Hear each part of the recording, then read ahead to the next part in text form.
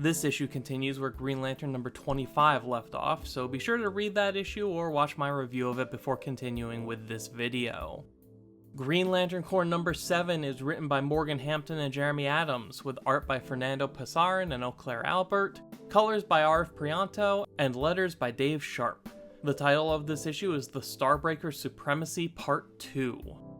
It's only been one day since a wave of energy seemingly erased all of the emotion from the universe, and Starbreaker's people are already running wild. They devour suns, wiping out entire solar systems, and there doesn't seem to be anyone left in the universe who wants to stop them. Without emotions, without the ability to fear death or get angry at your attacker, people are reduced to livestock that do nothing to save themselves or others from being slaughtered. I have to admit, all of this is a clever side effect of draining the emotional spectrum that I never thought about. I wonder how long it'll last though, since we've always been told that living things naturally generate emotion, although it may take a long time to build up into anything that could make a difference. I'm also confused about what Starbreaker and his family are using their different resources for. They're a race of Sun Eaters, and as the name implies, they consume entire stars to survive. Apparently, the Sun Eaters haven't fully crossed over into this plane of existence yet, and need to consume more energy before they can interact with the universe the way Starbreaker does. Starbreaker says that eating suns will give them enough energy to fully cross over into this world. But they also say that the Sorrow Battery is feeding them the energy of the entire emotional spectrum, so why would they need to keep eating suns? Is the energy they get from eating suns the only thing that can let them fully cross over? Is consuming emotional spectrum energy just amping them up enough to let them interact with the suns in this universe? I don't know. They also seem to enjoy destroying planets, so maybe they're just causing destruction for fun. Regardless, it's not like there's anyone coming to stop them. John Stewart is sitting in his room on Oa, bluntly dismissing every attempt made by his ring to get him back into the fight. John's ring still somehow has power, and that probably has something to do with the fact that the voice talking to him through it is his mother, Shirley Stewart. Back in the series Green Lantern War Journal, Shirley died, and John did something to preserve a part of her. The series left it kind of ambiguous, but now John is directly saying that the voice in his ring isn't his mother. It isn't her essence or whatever, it's just something fake he set up to comfort himself. I guess this is probably true since John doesn't have any reason to lie, but then again, this issue is very interested in what does and does not count as a quote-unquote real living thing. Aya and Jadestone are surveying the damage and trying to determine the best course of action, and Aya is confused as to why the two of them were unaffected. Jadestone says that it's because they're both artificial and never had any real emotions, that anything Aya has ever felt was really just a simulation, a sophisticated copy of a real emotion produced by her programming. And while this is an interesting idea to explore, I do think they kind of invalidate the question by making Aya so blatantly emotional and so highly expressive. It doesn't matter how they try to frame the question, everything Aya says and does in this storyline is proof that her emotions are real. It's like Shirley says, the only difference between an organic life form and a synthetic one is the materials they're made of. Shirley has a plan, so the three of them gather up as many main characters as can fit in the Interceptor.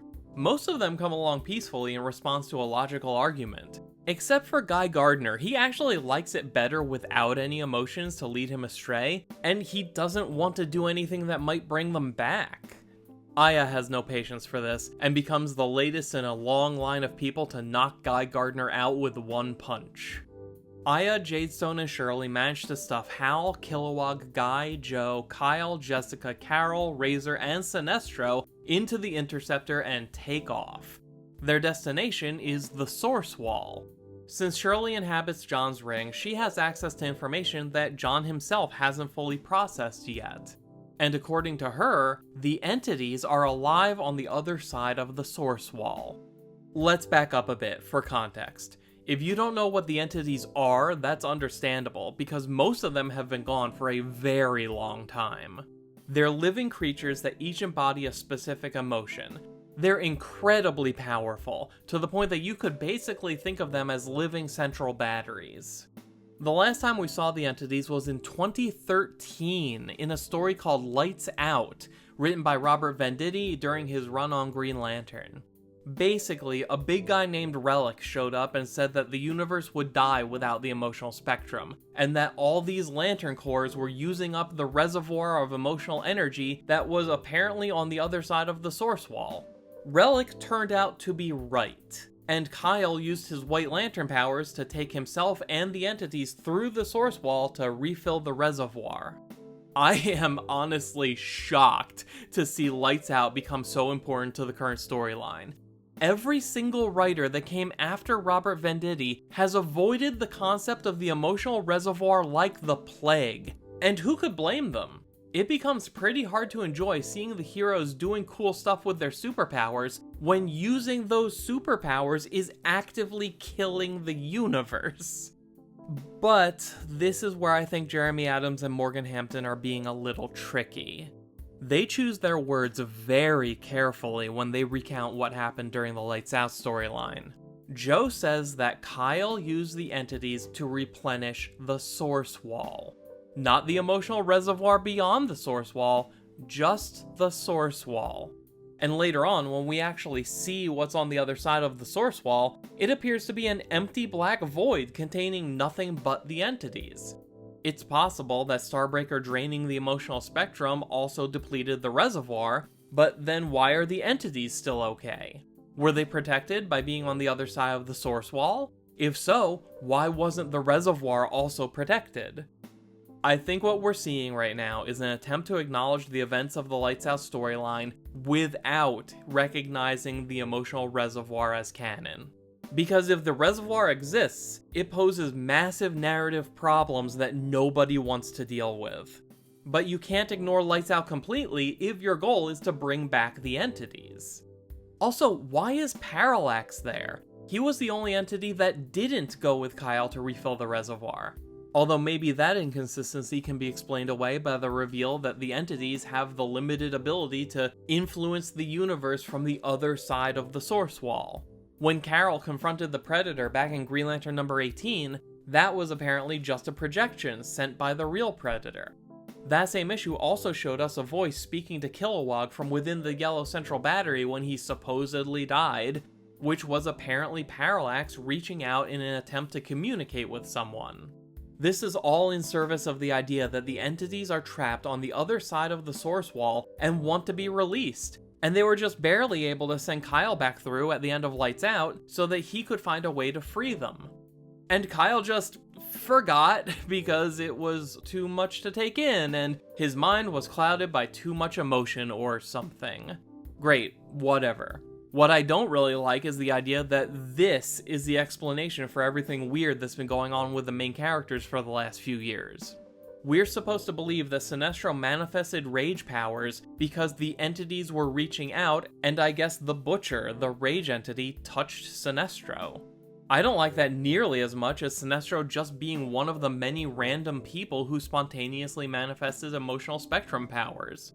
But what I really don't like is that they seem to be trying to say that the entities reaching out to try and contact people had something to do with Kyle's head getting all messed up during the Civil Core storyline. It just seems so unnecessary. Kyle's condition already made perfect sense. Having undergone training to become a White Lantern meant he was more connected to the emotional spectrum than anyone else, so the spectrum becoming a tortured mess really screwed up Kyle. I don't know why we need an additional explanation for it, other than maybe wanting it to appear that different elements of the story were actually more closely tied together than we previously assumed. Whatever. Look, the Interceptor is flying forwards! Starbreaker's team somehow learns what the Lanterns are doing, and ambushes them as soon as they arrive at the source wall. They manage to escape to the other side of the source wall by phase-shifting the Interceptor at the exact location where Kyle came through the wall last time, putting them face-to-face with the entities. So, yeah. I really appreciate the effort being made to make a piece of Green Lantern history relevant again, and to bring back the entities in a way that acknowledges the storyline that took them away in the first place. but they're trying to fudge the details in a way that prevents it all from really making sense.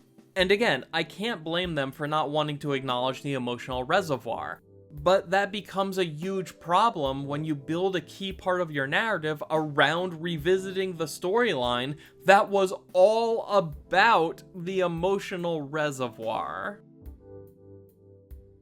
So that's Green Lantern Corps number 7.